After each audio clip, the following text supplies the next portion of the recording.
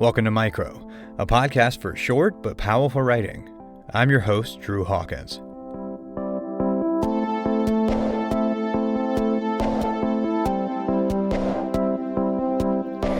Watermelon rinds and baby's breath, triple pointers and McJordans. We're back with an editor edition.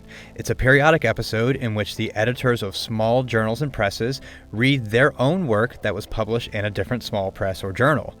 We love these episodes because we get to highlight multiple journals and the people behind them, many of whom, like us, do this work because they love it. Our first piece, written in a single sentence, encapsulates both a fragile moment and the writerly urge to describe it. Written by Michael Wheaton and published in Complete Sentence Lit, it's called Touching My Sleeping Baby's Fingers, I Feel I Could Write Instead. Enjoy.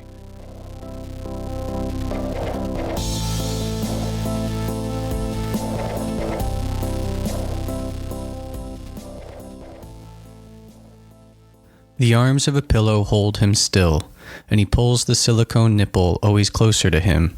So many things he wants or needs that I can never give him of me, until it falls from his lips, fingers falling slack, born with all 10 thankfully, which will reach for so much they need to want.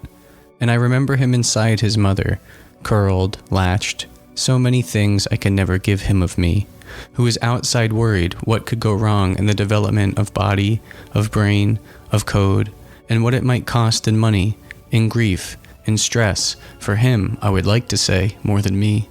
But he takes his breaths without obstruction, without machines or fees, far for now from want or need, especially of me.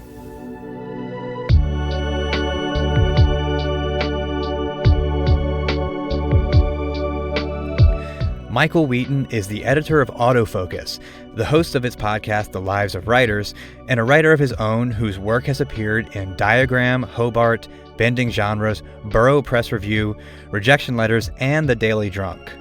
You can find him at Twitter and Instagram at Wheaton3000, or on his website at mwheaton.net.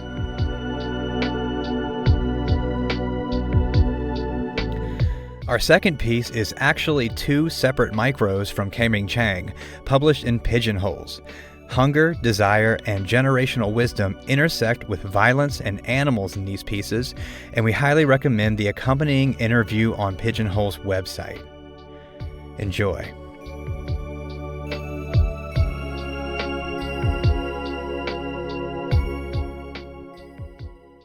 Basashi.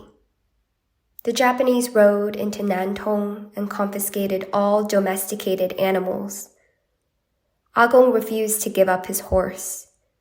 He had no bullets, so he slit its throat.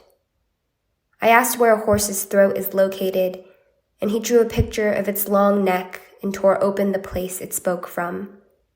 The horse wore its slit throat like a necklace of garnets. On a vacation in Japan, a restaurant served the local specialty, thin sliced raw horse meat. There were veins of fat in the flesh, and Agong said, "Look how well it's been fed.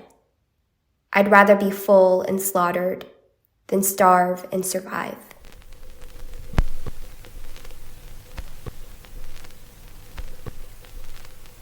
Watermelon salad. Watermelon rind shredded with a cleaver and tossed with salt. "That's what we used to eat," Ma said. There wasn't any money. From the sidewalk, they stole rinds shining with other people's saliva. They stole from the neighbors' dog bowls. You know how sad it is to steal from animals? The dog learned to bite and one day bit off my mother's pinky. She flaunts it at parties, invents stories. In these stories, the dog attacks because it's hungry and smells pork buns in her backpack. Bricks of steak, deboned fish. In these stories, she is the one being stolen from.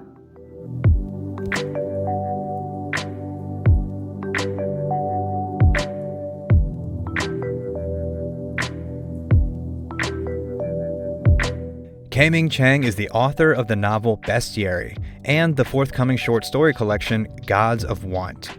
You can find her on her website at kmingchang.com.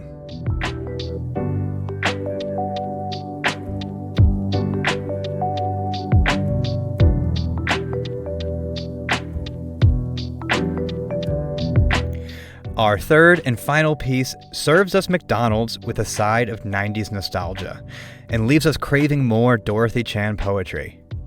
It's called Triple Sonnet for Dennis Rodman, number 91 on my television screen. It was published in AAWW's The Margins. Enjoy.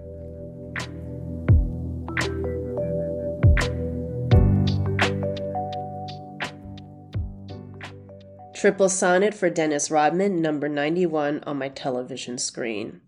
I tell R the McDonald's has sold out of the special $6 celebrity wrapper meal, and it's a moment straight out of my 90s childhood when Michael Jordan had his own burger, the McJordan, with smoked bacon, cheese, and barbecue sauce, and don't forget the onions. And don't you wish your beloved would call you nicknames like McGorgeous or McLovely or at least McPretty? And I wonder if names like that are reserved for run-of-the-mill white guy doctors, actors on television shows past their prime.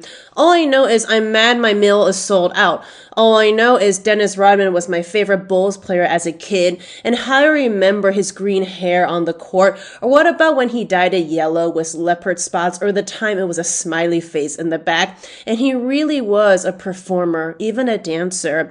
And who could forget when he declared he was going to marry himself, showing up to Barnes & Noble in a wedding dress and a parade of biphonin behind him.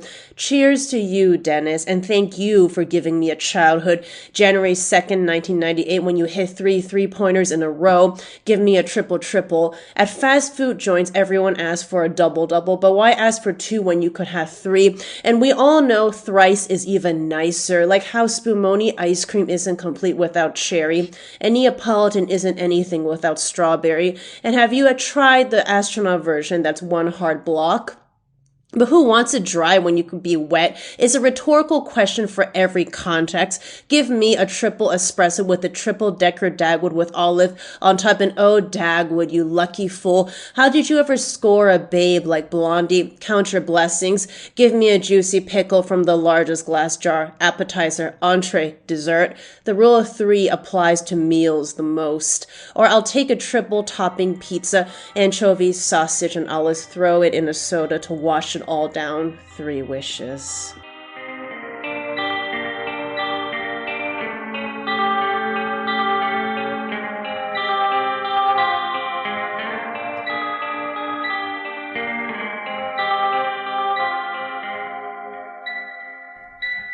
Dorothy Chan is the author of Babe from Diode Editions in 2021.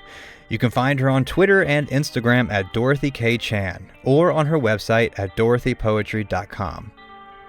That's our show, everybody. Thank you so much for listening. Micro is edited by the outstandingly talented Dylan Evers and produced and hosted by just okay me, Drew Hawkins. Our theme song is by the good and wonderful Matt Ordez. You can find more of our shows on LitHub, on our website at micropodcast.org, or wherever you listen to podcasts. And definitely check out our new interview series called 5 Qs with Kirsten. Kirsten Renaud talks to writers about their work that was featured on the show, a little bit about their writing process, some questions specific to the pieces. They're short and sweet. I guarantee you will not be disappointed. We've got a full transcript of this episode up on our website and links to our YouTube page where you can find the show with subtitles in case you need it. Check out the show notes for links to the pieces that are featured on this episode, and follow us on Twitter, Instagram, and Facebook at Podcast Micro. Thanks so much for listening.